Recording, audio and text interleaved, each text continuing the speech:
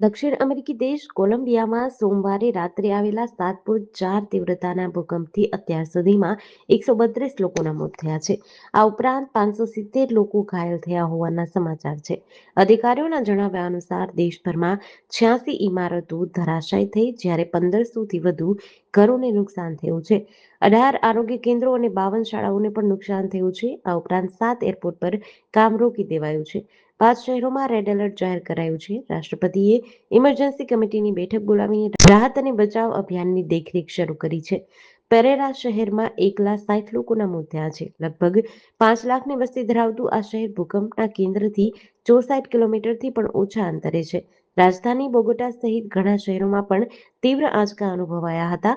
સાવચેતીના ભાગરૂપે લોકો ઇમારતોમાંથી બહાર નીકળીને રસ્તાઓ પર આવી ગયા હતા.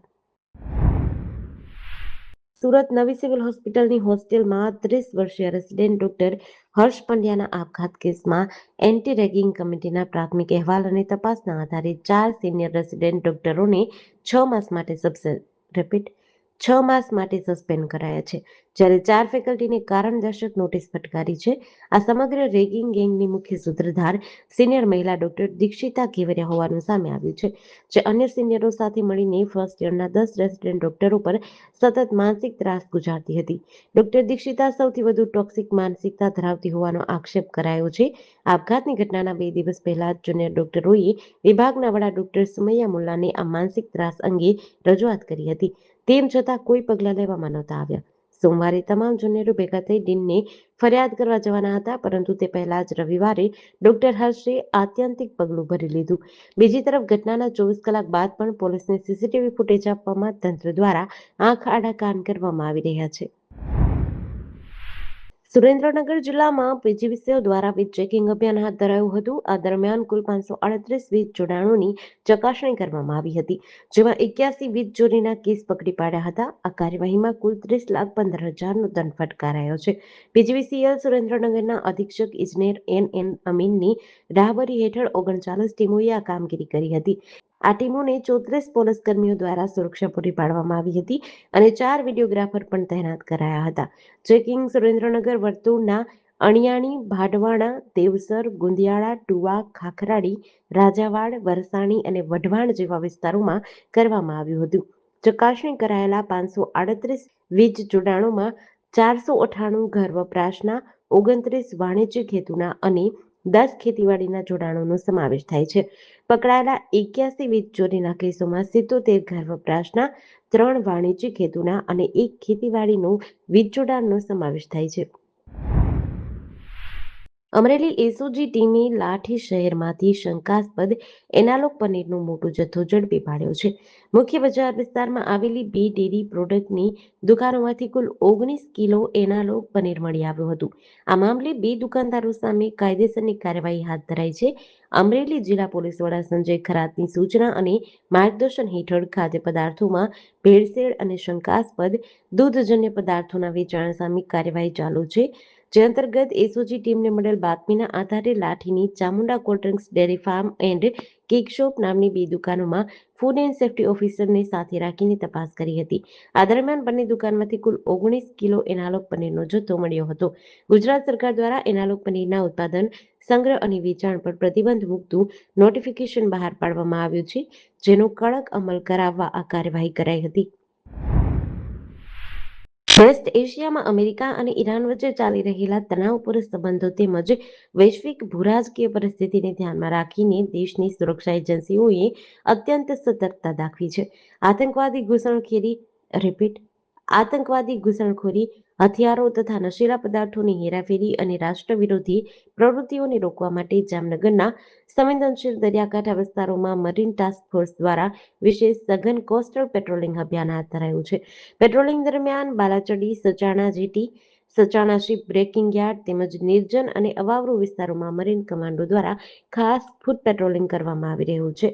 આ સંવેદનશીલ વિસ્તારોમાં સઘન ચેકિંગ હાથ ધરાયું હતું. આ ઉપરાંત ઔદ્યોગિક એકમો, ઓઇલ ટર્મિનલ્સ, વાઇટલ એરિયા અને ફિશ લેન્ડિંગ પોઇન્ટ્સ પર પણ શંકાસ્પદ હિલચાલ અંગે આકરું ચેકિંગ કરાયું હતું.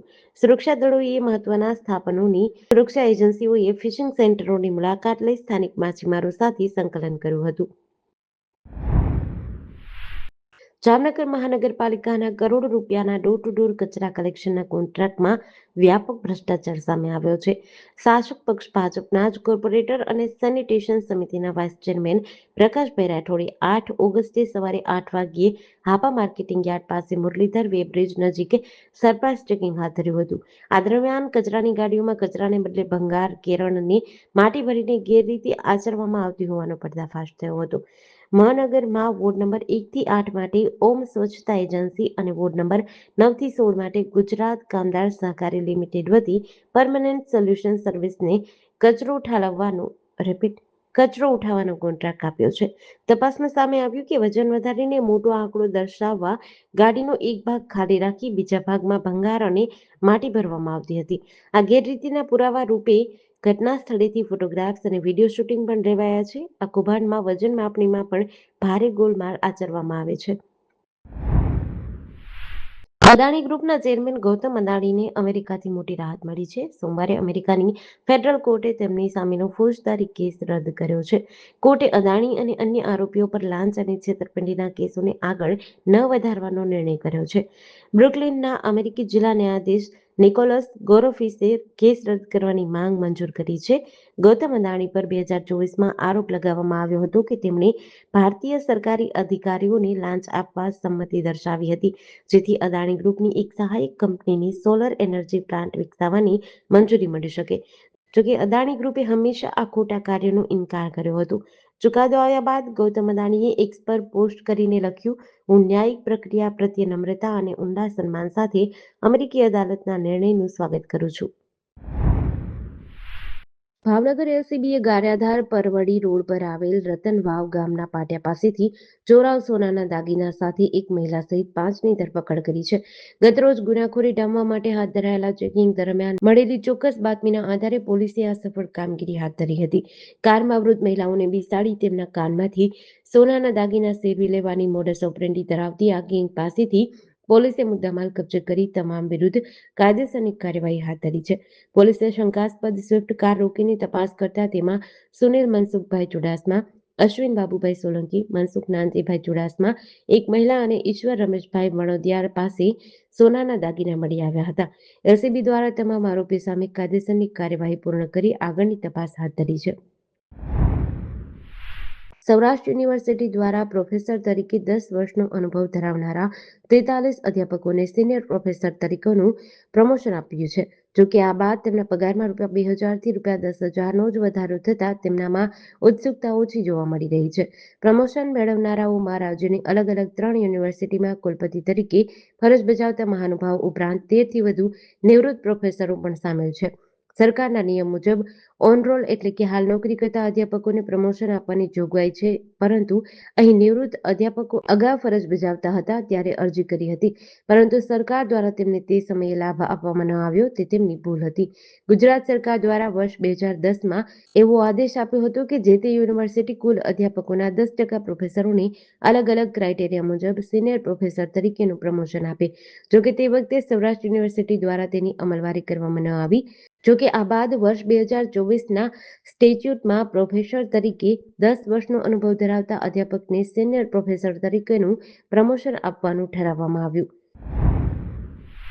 જામનગર જિલ્લાના ધ્રાંગડા ગામ નજીક ઊંડ નદીના પટ વિસ્તારમાં ગેરકાયદેસર રેતી ખનન અને વહન સામે ખાણ ખનીજ વિભાગે કાર્યવાહી કરી છે. આ કાર્યવાહીમાં આશરે ₹40 લાખની કિંમતના 3 વાહનો સીઝ કર્યા છે. ભૂસ્તર શાસ્ત્રી જામનગરની સૂચનાથી ગેરકાયદેસર ખનન અને વહનની ફરિયાદના આધારે આકસ્મિક તપાસ હાથ ધરવામાં આવી હતી. તપાસ ટીમમાં નિખિલભાઈ, આનંદભાઈ અને રજનીભાઈનો સમાવેશ થાય છે. તપાસ દરમિયાન ગેરકાયદેસર પ્રવૃત્તિઓમાં સંડોવાયેલા 3 વાહનો ઝડપાયા હતા, જેમાં દેવદાનભાઈ કુંભારવાડિયાની માલિકીનું લોડર મશીન ગેરકાયદેસર સંગ્રહ અને ખનન માટે વપરાતું હતું. મચ્છાભાઈ ઝાપડાના ડમ્પરમાંથી સાદી રેતી ખનીજનું ગેરકાયદેસર વહન થતું હતું, જ્યારે ફહીમભાઈ દલનું ખાલી ડમ્પર પણ ગેરકાયદેસર વહનમાં સંડોવાયેલું હતું. તપાસ ટીમે કાયદેસરની કાર્યવાહી કરીને તમામ વાહનોને નિયમાનુસાર સીઝ કર્યા હતા. આ વાહનોને પંચકોશી એ પોલીસ સ્ટેશન ધુવાવ ખાતે કસ્ટડીમાં સોંપવામાં આવ્યા છે.